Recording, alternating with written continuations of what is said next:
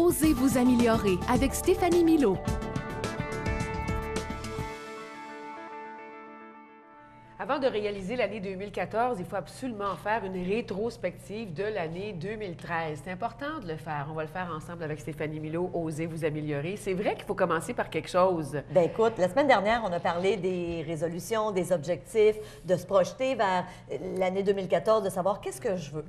Mais je suis tombée sur une lecture extraordinaire d'une auteure américaine, Cheryl Richardson, qui a écrit un livre qui s'appelle « Prenez votre vie en main ».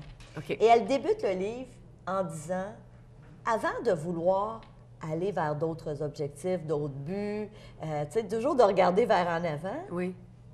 regarde aussi le chemin que tu as parcouru. Et je trouvais ça super intéressant. Puis pas juste l'année passée, mais le chemin parcouru pour arriver là où tu en es. Exactement. Et je veux dire, j'ai fait l'exercice. J'étais dans le train. Je suis allée en Europe il n'y a pas longtemps, puis j'étais dans le train, alors j'avais juste ça à faire. J'ai fait l'exercice et j'ai répondu aux questions que je vais te poser aujourd'hui. Il y en a combien? Bien, il y en a 13. Alors, je ne sais OK. pas si on va avoir le temps de passer les 13. En 13 questions, Oui. on peut quand même faire Faire une une bonne rétrospective de qu'est-ce que j'ai accompli. Parce que l'idée, c'est beau de toujours vouloir quelque chose, OK. mais il faut aussi être en mesure de dire, ben voilà tout le chemin que j'ai fait. Wow, bravo. Tu sais, moi, je dis souvent, on est dur avec nous. On C'est est vrai. très bon pour dire, ah, j'ai pas fait ça, j'aurais dû faire ça. Mais qu'est-ce que tu as fait? Alors, je commence avec la première question. OK. Est-ce que tu es prête? Oh mon Dieu Seigneur! Je suis sur la sellette. Donc, je suis prête. Dans la dernière année, Diane, Oui. quelle qualité de caractère est-ce que tu as cultivé? Est-ce que tu réalises qu'il y a des choses, tu sais, comme être humain, comme personne, est-ce qu'il y a des qualités que tu réalises qu'en vieillissant, tu acquiers un peu plus? Oui. Je m'encadre plus. Avant, je ne m'encadrais pas. OK. En fait, j'avais beaucoup de difficultés à dire non, le fameux non. là. OK.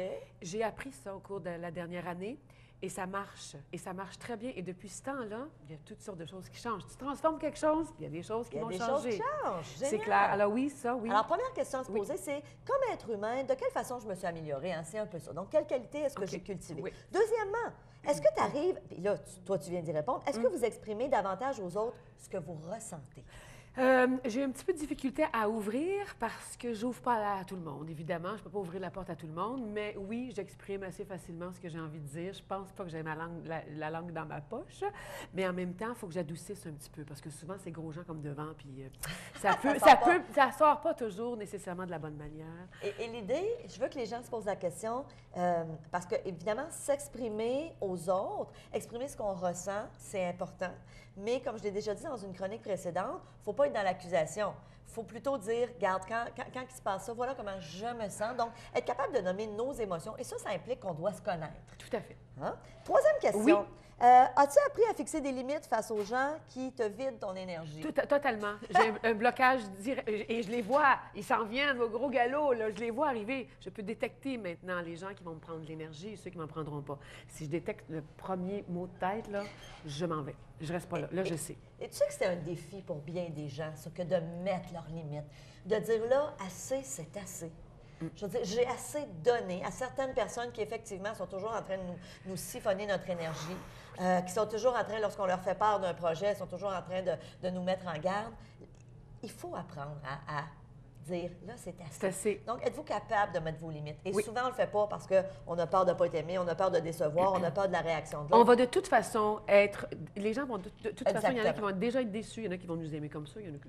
On Exactement. peut pas plaire à tout le monde. On ne peut pas plaire à tout le monde. Alors, apprenons à fixer nos limites. Est-ce que tu as amélioré des habiletés de communication la dernière année ou est-ce que tu es devenu un peu plus sensible aux besoins des autres? Sensible aux besoins des autres, mais j'ai toujours assez été et c'est OK. pour ça que je fais ce métier-là, parce que je suis sensible aux autres. Sinon, je ne pourrais pas faire ce métier-là. Je me sers de la vie des gens pour mes sujets, pour avancer et tout ça. Et ta première... Ben, c'était, est-ce que tu as développé tes habiletés Oui. de communication? Puis c'est sûr que Oui. quand je pose la question à toi, Diane Lafrance, bon, c'est évident que tu as énormément d'habiletés. Il faut s'améliorer Ben, je pense quand que même, oui. jamais s'asseoir sur ses lauriers. J'ai corrigé des erreurs fondamentales que je faisais, que je fais moins, que je fais plus, non, que je fais moins, beaucoup moins, oui. Et puis, tu sais, évidemment, toi, tu fais un métier où tu es dans les communications, mais je pense à monsieur, madame, tout le monde qui nous écoute aujourd'hui. Tu sais, ça veut dire quoi, cette question-là? C'est, est-ce que tu arrives au quotidien à être capable de dire les vraies choses aux gens? D'être capable de dire des fois des choses qui peuvent être difficiles à entendre, mais de quelle façon est-ce que tu le fais? Est-ce que tu es capable de mettre des gants blancs puis d'avoir assez de doigté pour... Parce que, je l'ai déjà dit, tout se dit, mais ça Oui. n'est pas comment on le dit. Ça, c'est la plus belle phrase. Oui, tout se dit, ça dépend comment on le dit et l'attitude qu'on adopte avec ce qu'on dit. Exactement. Oui. Exactement. OK. Je continue. Oui. Est-ce que tu as posé un geste de bonté ou est-ce que tu as soutenu quelqu'un d'une façon ou d'une autre dans la dernière année? Oui, absolument. Oui, oui, mais je vais le garder pour moi. Parfait, OK. fantastique. Alors, pour OK. les gens qui nous écoutent, de quelle façon... Et puis, je vais dire, quand j'ai fait l'exercice, honnêtement, c'est pas dans ma nature, moi, de faire une rétrospective. J'avais jamais fait ça. Et je me suis rendu compte que oui, cette année, j'ai aidé beaucoup de gens. J'ai accompagné quelqu'un dans la maladie.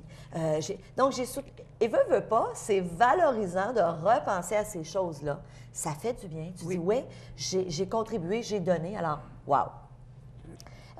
Est-ce que tu as aidé un ami ou un membre de ta famille qui vivait un moment difficile? Oui, absolument. Absolument. Oui. Une séparation, entre autres. Et puis ça, c'est pas toujours évident. Alors, être près de ces gens qui vivent ces moments-là, mais au bon moment. C'est-à-dire sans m'imposer, mais si tu as besoin de moi, appelle-moi. Exact. Mais si tu m'appelles, je vais être là. Et j'étais là. Et tu sais, c'est drôle, tu dis sans m'imposer, puis je trouve ça intéressant. Des fois, soutenir quelqu'un ou être là pour quelqu'un, c'est juste d'être dans l'écoute. Oui, tout à fait. C'est juste de fournir une oreille attentive. Les gens ne veulent pas nécessairement être conseillés. Tu sais, Non. Puis dans le fond, tu dis, je vais être là, je m'en viens, j'arrive, mais la personne n'a pas besoin de toi. Non, Là, puis tu exactement. t'imposes. Là. Ça, c'est fait. Juste de dire à quelqu'un, Oui, je regarde, suis là. si tu as besoin, Oui. sache que je suis là. Oui. Déjà ça, c'est énorme. Est-ce que tu as des bons souvenirs que tu as créés cette année avec des gens que tu aimes particulièrement, l'année dernière? Des bons souvenirs, oui. Oui. De merveilleux souvenirs, de bonheur surtout. Génial! De bonheur, parce que il y a des gens qu'on perd de vue. Avec le temps, j'en ai revu plusieurs cette année et c'était toujours du bonheur. Tu comprends? Super. Puis ça, pour moi, c'est hyper important. Ah, c'est intéressant. Est-ce que tu as pris des vacances qui ont été particulièrement mémorables au cours de l'année 2013? Bon, mémorable dans le bon sens et dans le mauvais sens. J'ai eu les deux. J'ai eu les deux. OK. J'ai eu un mauvais et mémorable OK. et un bon mémorable. Parfait. Oui. Alors là, on pense plus aux bonnes choses. Oui, il faut focusser sur la bonne chose. On pense plus aux bonnes choses. Est-ce que tu as organisé un événement qui a favorisé un rapprochement entre les gens? Entre les gens? C'est-à-dire, genre... Bien, tu sais, je te donne un exemple. Moi, quand Une j'ai fait gang de filles, l'exercice, là, moi, c'était le 70e anniversaire de ma maman OK. cette année. OK. Et je lui ai organisé une fête surprise où j'ai réuni des amis à elle qu'elle n'avait pas vus pour certains depuis longtemps. Et ça a été un moment mémorable. Elle m'en parle encore. Donc, tu sais, quand j'ai fait l'exercice, honnêtement, je n'aurais pas mis ça dans mes réalisations, mais en faisant l'exercice, j'ai dit, ben oui, j'ai fait ça. Mais c'est beau, c'est grand. Non, j'ai pas fait ça. OK, puis c'est pas grave. Ah, tu sais, j'ai pas fait ça. Non, mais des fois, ça se prête pas toujours. Là. Moi, c'était le 70e anniversaire de ma mère. Peut-être qu'en 2014, il n'y aura rien. Mais l'idée, il y a peut-être des gens qui nous écoutent et qui se disent oui, moi, oui. j'ai organisé un rassemblement ou j'ai organisé une fête. Donc, repensez à ça. Avez-vous vécu des moments plus spéciaux que d'autres? Alors, ça, de tous les domaines. Ça peut être au niveau professionnel, au niveau personnel. Ça ne te vient pas? Ça me vient pas. Mais tu sais, si tu t'arrêtais à y penser... Oui, mais quand tu vas être parti, là, je vais dire, vas- j'aurais dû lui dire. C'est sûr. C'est sûr. C'est sûr et Mais là, certain. sur le coup, là, non.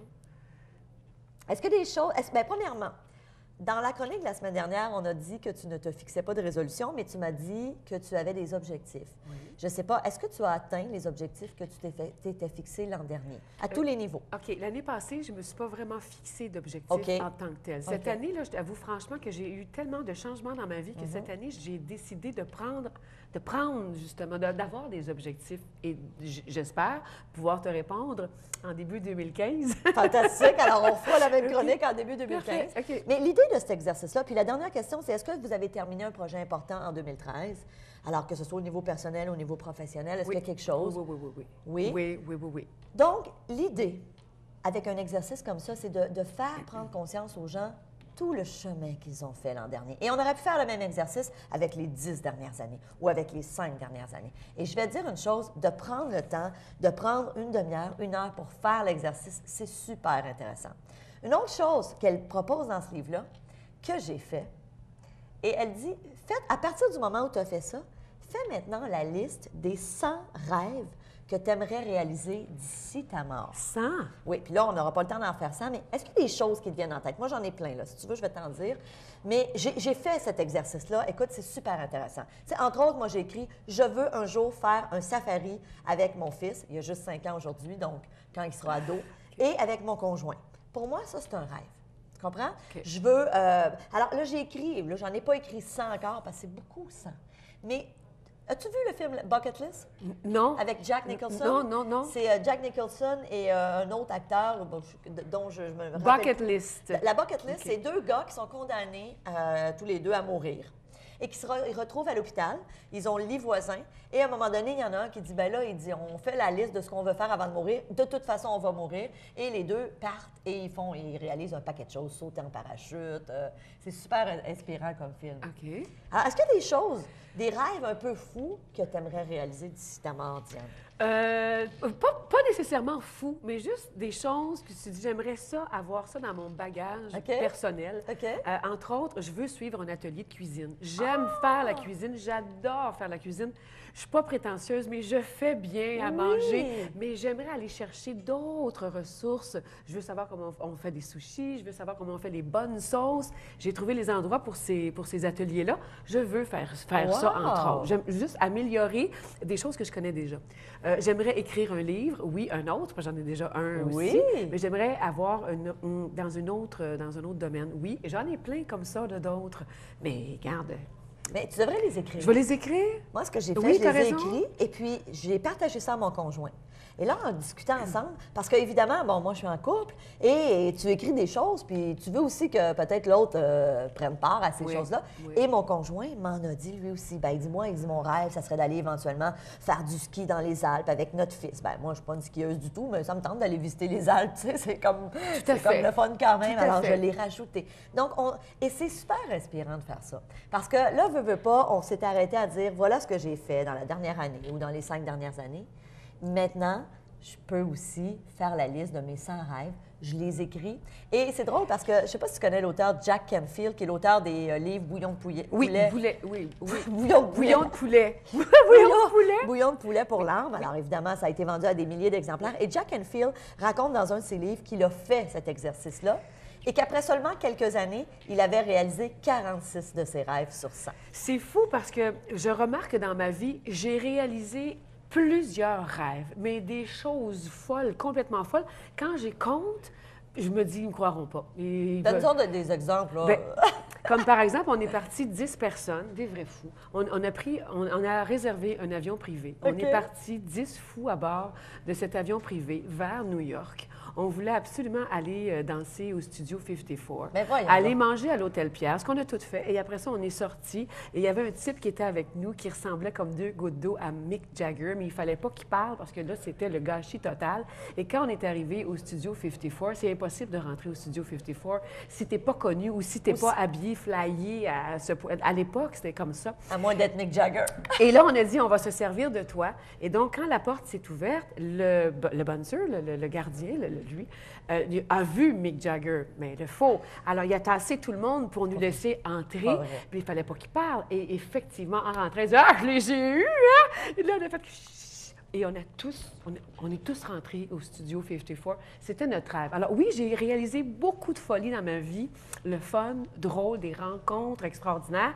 Est-ce que j'ai encore 100 rêves à vouloir réaliser? Je ne suis pas sûre. Mais ça peut être des choses simples. Tu sais, tu parlais comme de ton mon cours de atelier, cuisine. oui. Moi, j'aimerais ça faire un atelier sur les vins. Moi, j'aime le vin, je suis passionnée. J'ai envie d'être un peu plus connaisseuse que je le suis là. Bon, alors, j'ai mis des petites choses comme ça aussi, là. OK. Tu sais, des choses aussi, même au niveau de la personne que je suis. Tu sais, j'ai mis, mon fils a 5 ans, j'ai mis, j'aimerais ça un jour travailler avec mon fils. Ben, j'ai pas le contrôle là-dessus. Non, mais non. C'est un rêve. Est-ce que ça va se concrétiser? Je le sais pas. Mais je l'ai mis dans ma liste. Alors, on peut mettre toutes sortes de choses, hein, des choses, des biens matériels, mais aussi du savoir-être, des choses qu'on veut développer comme personne, être plus à l'écoute, faire du bénévolat, aller servir le soir de Noël dans une soupe populaire. Tu sais, ça peut être n'importe quoi. Tout à fait, tout à fait. N'importe quoi. Oui, mais puis se créer une belle boîte pour mettre à l'intérieur ces rêves-là. Oui, bien moi, tu vois, ce que je vais faire, je les ai écrits. Là, je ne suis pas rendue à 100, mais quand j'en aurai 100, je vais vraiment les écrire. Je pense que je vais aller me chercher une belle plume, puis je vais mettre ça dans un cadre.